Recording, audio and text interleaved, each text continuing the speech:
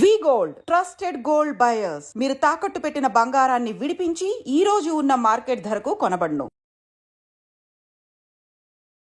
నమస్కారం, నా పేరు డాక్టర్ షగుఫ్తా. నేను న్యాచురోపతి డాక్టర్ని.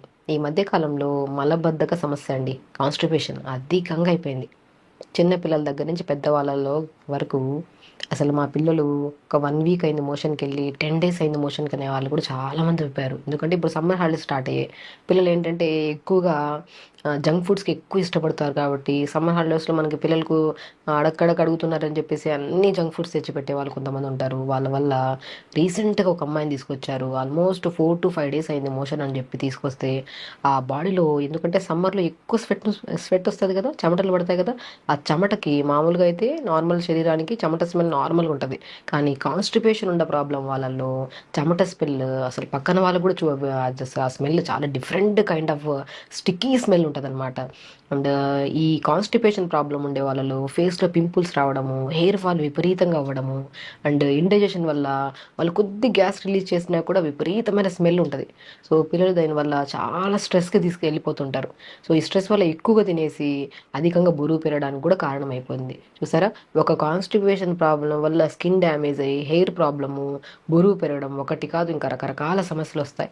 అసలు కాన్స్టిపేషన్ ప్రాబ్లం ఎందుకు వస్తుంది అంటే, అసలు కాన్స్టిపేషన్ అంటేనే ఏంటంటే, మనం ఒక హెల్దీ లైఫ్ స్టైల్ అంటే మనం మార్నింగ్ లేచిన వెంటనే 1 to 2 minutesలో మొత్తం పేగుల్లో ఉన్న ఫ్లష్ అంతా, మోషన్ అంతా తీసేస్తాం అనమాట.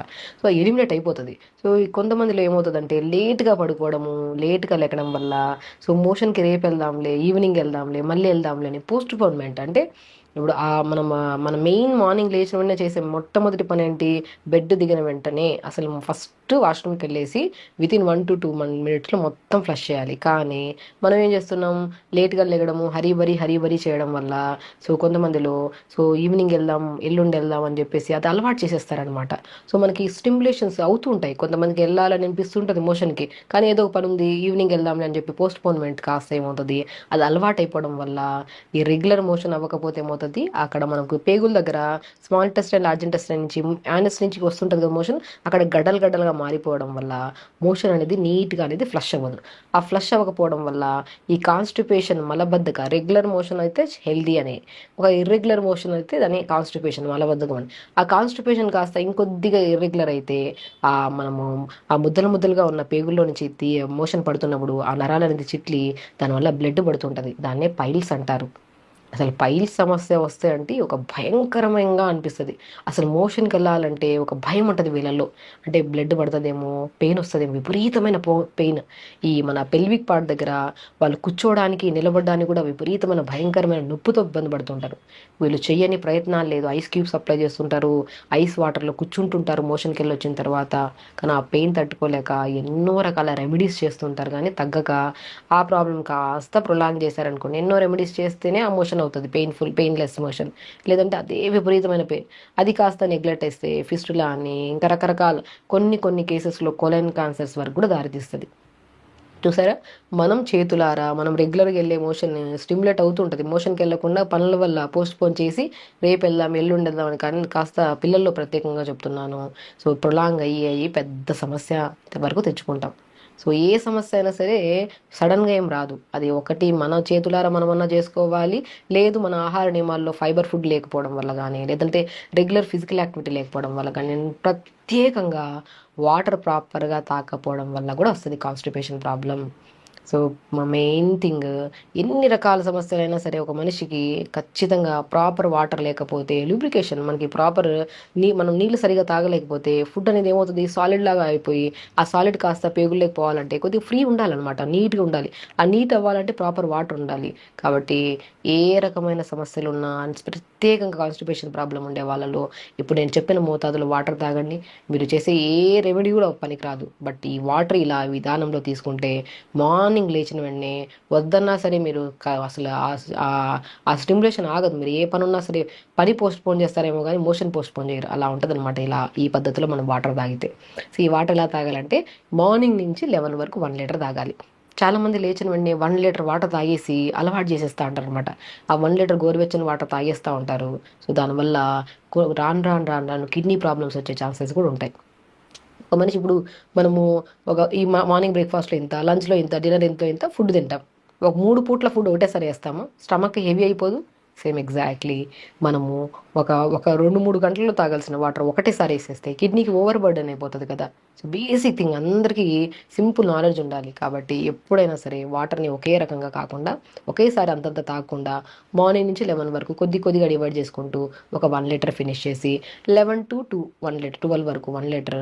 సో మళ్ళీ 11 to 12 ఆర్ 1 వరకు ఒక 1 లీటర్, 1 to 4 వరకు కొద్ది కొద్దిగా డివైడ్ చేసుకొని ఒక 1 లీటర్ వరకు, 4 to 7 వరకు అలాగా ఎలాగైనా సరే అట్లీస్ట్ కొద్ది కొద్దిగా డివైడ్ చేసుకుంటూ ఎవ్రీ 1.5 అవర్కి ఒకసారి కానీ 1 అవర్కి ఒకసారి కానీ ఇలా వాటర్ని ఇలా తీసుకుంటుంటే 3.5 to 4 లీటర్స్ వరకు వాటర్ ఫినిష్ చేస్తే వాటర్ ప్రాపర్గా ఉండి అండ్ మనము తిన్న తర్వాత కానీ తిన్నాక ముందు కానీ కొద్ది గ్యాప్ ఇవ్వాలి వాటర్ తాగడానికి కూడా. సో అలా మనం తింటూ ముద్దకు కూడా వాటర్ తాగితే సో వాళ్ళలో కూడా కాన్స్టిపేషన్ ప్రాబ్లం పక్కన పెట్టండి, అసలు వాళ్ళు తిన్న వెంటనే మోషన్కి వెళ్ళిపోతుంటారు ముద్దకి వాటర్ తాగండి. అదొక టైప్ ఆఫ్ ఆ టైప్ ఆఫ్ ప్రాబ్లం ఉండే వాళ్ళలో ఎమీబియాసిస్ అనే ఒక ఇష్యూ వస్తుంటుంది. పేగుల్లో ఈ బ్యాక్టీరియల్ ఇన్ఫెక్షన్స్, ఈ వైరల్ ఇన్ఫెక్షన్స్ ఎక్కువ వస్తుంటాయి అనమాట. సో కాబట్టి ఎప్పుడైనా సరే వాటర్ని ఇలా డివైడ్ చేసుకుని వాటర్ తాగి మనం ఫుడ్లో ప్రత్యేకంగా ఫైబర్ ఎక్కువ తీసుకోవాలి. లైక్ ఫైబర్ ఫుడ్స్ అంటే మనం ఆకుకూరలు, ఇప్పుడు మనం ఆకుకూరలు రెగ్యులర్గా తీసుకుంటారా పిల్లలు అంటే అస్సలు మా పిల్లలు ఆకుకూరలే తినరండి అంటారు. ఆకుకూరలు తినకపోతే ఖచ్చితంగా కంటి సమస్యలు వస్తాయి, కాన్స్టిపేషన్ ప్రాబ్లమ్స్ కూడా వస్తాయి. సో ఆకుకూరల్ని మనం ఒక మీల్ అంటే లంచ్లో పిల్లలు కానీ మనకు కానీ ఎప్పుడైనా సరే మంచిగా ఇంత బ్రౌన్ రైస్, ఇంత vegetables with combination of paneer curry కొద్దిగా, లైక్ విత్ ఏదైనా ప్రోటీన్ కాంబినేషన్లో కర్రీ, ఒక ఆకుకూర ఫ్రై, ఇలా కంప్లీట్ మీల్లో తిన్నామనుకోండి. దాంతోపాటు మనం లంచ్ చేసిన ఒక 15 to 20 మినిట్స్ తర్వాత పల్చని మధ్యలో కొద్ది జీలకర్ర కలుపుకొని తాగండి. ఇలా మీల్ తీసుకుంటే ఎందుకు డైజెషన్ అవ్వదు, ఎందుకు కాన్స్టిపేషన్ ప్రాబ్లం వస్తుంది? అండ్ ఖచ్చితంగా లంచ్ తర్వాత కానీ డిన్నర్ తర్వాత కానీ ప్రతి ఒక్కరికి నేను ప్రత్యేకంగా చెప్తాను, పల్చటి మజ్జిగ తాగండి, దాంట్లో కొద్ది జీలకర్ర పౌడర్ కలుపుకొని తాగండి. 100% మీకు కాన్స్టిపేషన్ ప్రాబ్లం రాదు. అండ్ ప్రత్యేకంగా ఎవ్వరికి మనకి చాలా మందిలో చూస్తుంటారు గట్ ఇష్యూస్ ఎక్కువ ఉంటాయి. అంటే వెళ్తే రోజుకు 4-5 సార్లు మోషన్కి వెళ్తారు, లేకపోతే ఒక 3-4 రోజుల వరకు మోషన్కి వెళ్ళరు. వెళ్ళిన మోషన్ టైట్గా వస్తుందని చెప్పి బాధతో వాళ్ళు కావాలని చెప్పేసి వాళ్ళ రకరకాల సిరప్స్ వాడుతుంటారు, మెడిసిన్స్ వాడుతుంటారు. సో ఈ గట్ ప్రాబ్లమ్స్ అస్సలు మనం ఎవ్రీడే మార్నింగ్ లేచిన వెంటనే ఒక డ్రాప్ ఆఫ్ వాటర్ తాగకుండా మోషన్కి వెళ్ళి వితిన్ 1 to 2 మినిట్స్లో ఫ్లష్ చేసే వచ్చే వాళ్ళే హెల్దీ అంటాను.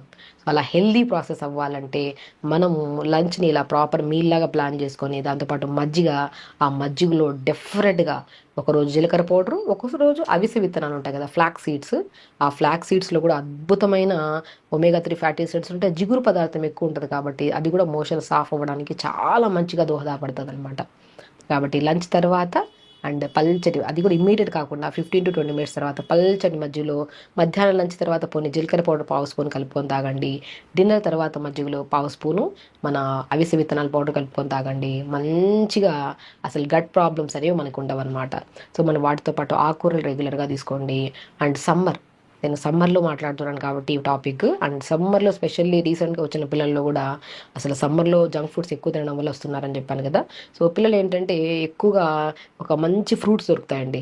ఇప్పుడు సమ్మర్లో దొరికే అమృతమైన ఫ్రూట్స్ తాటి ముంజలు తెలుసుగా. నేను చెప్పాను కాన్స్టిపేషన్ ప్రాబ్లం వస్తే ఫేస్ మీద పింపుల్స్, హెయిర్ ఫాల్ అండ్ చెమటలు ఎక్కువగా పట్టడం వల్ల స్కిన్లో ఈ ఫంగల్ ఇన్ఫెక్షన్స్, దురదలు ఎక్కువ వస్తుంటాయి. తాటి ముంజల్ని మనం ఇంటేక్ తీసుకోవడం వల్ల అసలు మోషన్ నీట్గా ఫ్లష్ అవుతుంది ఒకటి. నెక్స్ట్ తాటి ముంజల్ని మిక్సీ పట్టేసి ఆ పేస్ట్ని స్కిన్ అంతా అప్లై చేసి సున్నిపిండిలాగా పెట్టి స్నానం చేస్తే నీట్గా అసలు మనకి చెమటల వల్ల వచ్చే ఎన్నో రకాల ఇన్ఫెక్షన్స్ రావు. First point. సెకండ్ పాయింట్, తాటి ముంజల పేస్ట్ని ఫేస్కి పెట్టేసి 5 to 10 మినిట్స్ తర్వాత వాష్ చేస్తే పింపుల్స్ ఉండవు. పింపుల్స్ వచ్చిన వల్ల మార్క్స్ కూడా ఉండవు, మనకి మంగు మచ్చలు అంటారు కూడా అవి కూడా ఉండవు. అండ్ ప్రత్యేకంగా ఎవరికైనా hair problem, hair related issues ఉన్నా కూడా ముంజల్ని మంచిగా మిక్సీ పట్టేసి తలకు పెట్టి 5 to 10 మినిట్స్ తర్వాత వాష్ చేయండి. నీట్గా మనకి హెయిర్ ఫాల్ కంట్రోల్ అవుతుంది, డాండ్రఫ్ ప్రాబ్లం పోతుంది. అండ్ కొంతమందికి అంటే డ్రైగా ఏదో మనకి చాలా స్టిక్కీగా ఉంటుంది చెమటల వల్ల ఆ హెయిర్ ప్రాబ్లం, మన ఆ స్టిక్కీనెస్, చెమటల స్మెల్ కూడా తగ్గుతుంది అనమాట. చూసారా, మనము కాన్స్టిపేషన్ ప్రాబ్లం రావడం వల్ల హెయిర్ డ్యామేజ్ అవుతుంది, స్కిన్ డ్యామేజ్ అవుతుంది, అండ్ స్పెషల్లీ పింపుల్స్ ఎక్కువ వస్తుంటాయి. కాబట్టి ఇంటేక్ తీసుకుంటే తాటి ముంజల్ని మనకి మోషన్స్ ఆఫ్ అవుతుంది, ఎక్స్టర్నల్ అప్లై చేసుకుంటే స్కిన్ గ్లో ఉంటుంది, హెయిర్ గ్లో ఉంటుంది. చెమటలు పట్టినా కూడా ఆ చెమటల వల్ల వచ్చే ఎన్నో రకాల ఇన్ఫెక్షన్స్ మనం రాకుండా కాపాడుకోవచ్చు.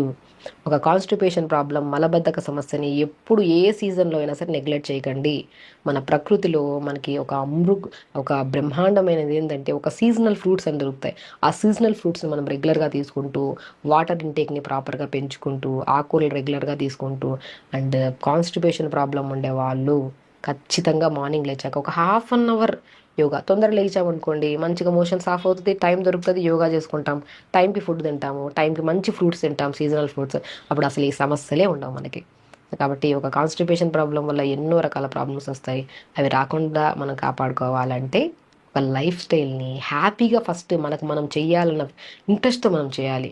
ఇప్పుడు మనం చెప్పిన ఈ పాయింట్స్ అన్నీ ఒక కాన్స్టిపేషన్ ఉండే వాళ్ళే కాకుండా ఎన్ని రకాల సమస్యలు ఉన్నా, మీకు ఏ సమస్య ఉన్నా సరే ఈ ప్రాసెస్ని మనం ఫాలో అయితే అసలు కాన్స్టిపేషన్ రాదు, కంటి సమస్యలు రావు, హెయిర్ హెల్తీగా ఉంటుంది, స్కిన్ హెల్తీగా ఉంటుంది, ఇమ్యూనిటీ బూస్టర్గా కూడా ఉంటాం అనమాట. కాబట్టి ఇవన్నీ చేయండి, హెల్తీగా ఉండండి, హ్యాపీగా ఉండండి. నమస్కారం. Sir, one life lesson what medicine has taught you. Whatever you can do without expecting. But I really believe మన పాజిటివ్ యాటిట్యూడ్ ఉంటేనే మనం ఏదైనా సాధించగలం. గట్ని మనం కరెక్ట్గా డీల్ చేసినట్లయితే అది మనకి పాజిటివ్ హార్మోన్స్ని రిలీజ్ చేస్తుంది. షుగర్ వచ్చిన వాళ్ళ పరిస్థితి ఏంటి? పొట్ట దగ్గర పెరిగితే దాన్ని ఆండ్రాయిడ్ అంటారు, ఆండ్రాయిడ్ ఫోన్ కదా. అసలు థాట్స్ ఎందుకు వస్తాయి? బ్రెయిన్ డెడ్ అంటే దానికి ప్రపంచం అంతా కూడా కొన్ని నిర్దిష్టమైనటువంటి లక్షణాలు ఉంటాయి. మానసికంగా ధైర్యంగా ఉంటే క్యాన్సర్ జయించవచ్చు. You are a doctor for a cause sir, అంతే. వాళ్ళకి వచ్చిన ఆదాయం కాకుండా ఫ్రీ సర్వీస్ ఎంతమందికో చేస్తారు.